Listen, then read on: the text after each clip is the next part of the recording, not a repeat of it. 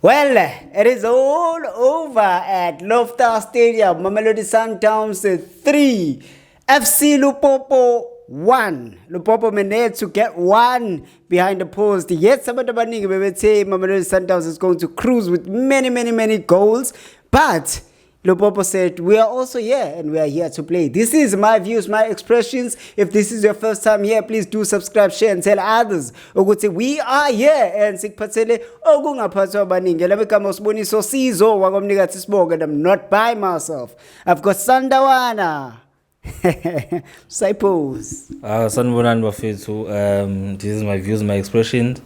It's match day 1 for the CAF Champions League group stages. And congratulations to Sundowns for being able to break the ice today and get maximum points at home against the St. Olio Lupopo of Congo.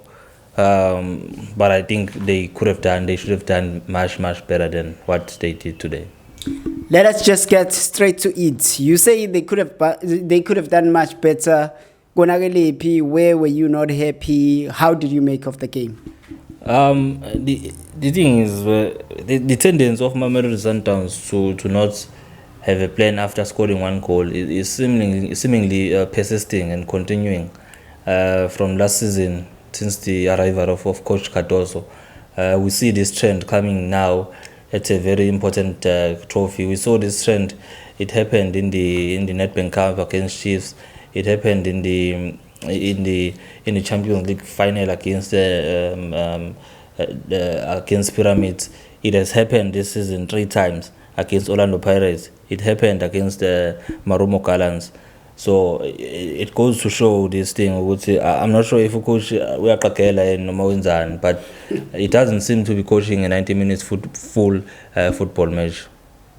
So coming to this game, the expectation was that Mamelodi Sundowns will need to win at home, and they actually did that. We saw a very early goal from Santos.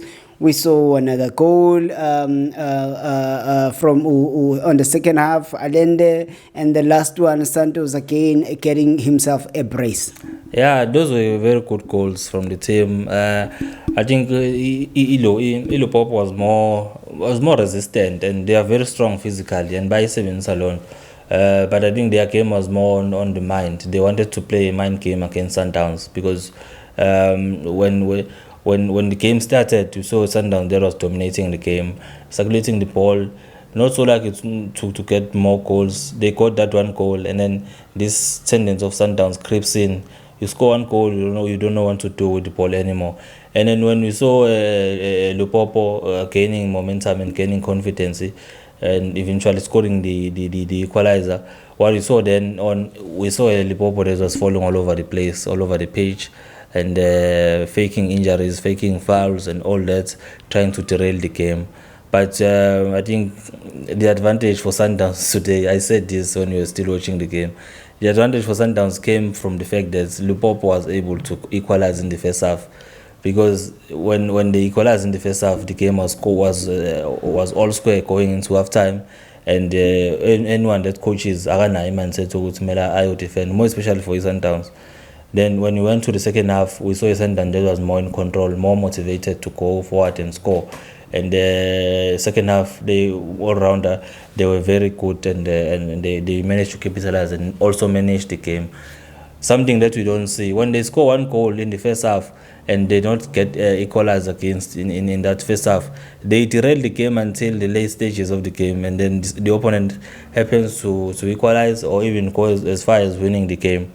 But the fact that Lupopo equalized a few minutes before halftime, I think worked in Sundowns' favor today. You keep repeating the issue of Mamelodi Sundowns scoring and not having a plan after they've scored a goal. So I'm trying to understand, maybe do they play defensive after scoring a goal, or what happened? They lack direction, but steering. Yeah. Is it an instruction from the coach, or the players get comfortable? I don't know, but the responsibility is on the coach. It's either the coach is clueless or the coach doesn't know how to coach Sundowns. Either of the two. but the responsibility is on the coach because he's the one who's supposed to be putting in the steering and drive the team around the 90 minutes. But it doesn't seem to be happening. A coach that have played 2 back-to-back CAF Champions League final, you call him clueless. Yeah, uyadidisa mfethu lo mjitalo. What do you mean? Uyadidisa ukushaya ngqulazi usuzobona kwenzakala njalo sewinile. Yabo, even in this Champions League that he played for Esperance, those 2 goals from Esperance were very questionable goals, and he was sitting at the back the whole 90 minutes plus for both legs, and he happened to get 1 chance on each leg, and then he won that game. And then for his Sundowns last season, you remember the game in Congo versus Maniema. You remember the game in Cairo versus Al-Ahly. You remember the game in Pretoria against Esperance, that solitary goal from Peter Shalulile out of nowhere. So all those games, first, you sit down and you watch your team, you watch Sundowns play. You ask yourself a lot of questions, and so far we don't have answers. People are not convinced. I'm gladly including myself in that bunch of people who are not convinced about this coach. Oof. Saibos, that's so big. Are you saying when as a Sundowner you're not happy with Imavelodi Sundowns? The coach, I'm not convinced.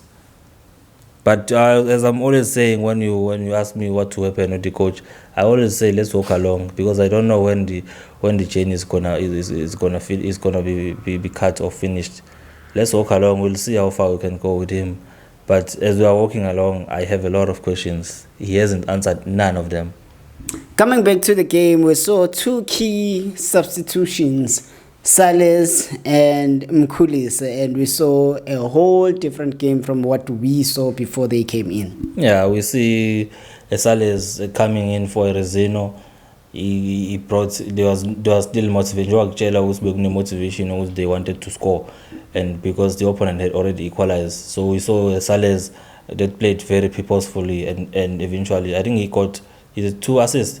Oh, he got one assist, but in the other goal he was also involved. So you saw Ugusibe involved, and eventually got the goals. And Mkhulise, I don't know. This is the player that is closest to what Tembazwane has given Sundowns, but for some reason he's being overlooked. Even today, he played very good game, never lost any ball. He made a lot of forward passes. But all of that, I'm sure he won't get any review comments from the coach. On Zombona is leading my stance for no good reason. Mkhulise is the DNA of Sundowns. This is the only player with the aging Tembazwane that has the DNA of Sundowns. He is a glue. He connects the midfield and the forwards very well. He doesn't lose the ball cheaply. He doesn't do back passes. Well, that is views. But I do tend to lean on his side as far as Mkhulise is concerned. But you wouldn't know, we're not the coaches, we're not the technical team, we wouldn't know what, do they see the game? Maybe they probably see the game differently as from us. Yeah, we know Mkhulise. We saw him under Pito, we saw him under the three men, we saw him under Rulani, we saw him under Mangoba. We are not seeing him now, and we have no reason, because there is no one who is better than him, Lapaglia midfield. But for some reason, he's not played, even Hector Agadimel. So it's one of the questions that I'm concerned about with this coaching that is happening at Sundowns, where good players of Sundowns DNA are overlooked over some other players. When you now say players, who are you referring to? I mean, apart from Mkhulise? I mean Mkhulise per se. Okay. Yeah, and maybe other players that I feel they should be getting more time. Like my player Banjango, he's a development player. He read the football game from the book. Waingela from Sundowns development until Ilontujana. The first team, he should be there. The team should be built around him. He's shown he's good. He went to the chain. He played very well there. He's got few calls up from Hugo Bruce. He should be played. I know who injured, and he's still got some few weeks left on his recovery schedule. But uzombona naye uzolulama agcwale abe rise, but uzokudela ukujima nje. There is a course LT in closing. There's a course LT Sundowns survived because Mokoko was not there. Nah, lo ngitshela ukuthi abantu abanjengoMkoko are more psychological. You manage him psychologically is out.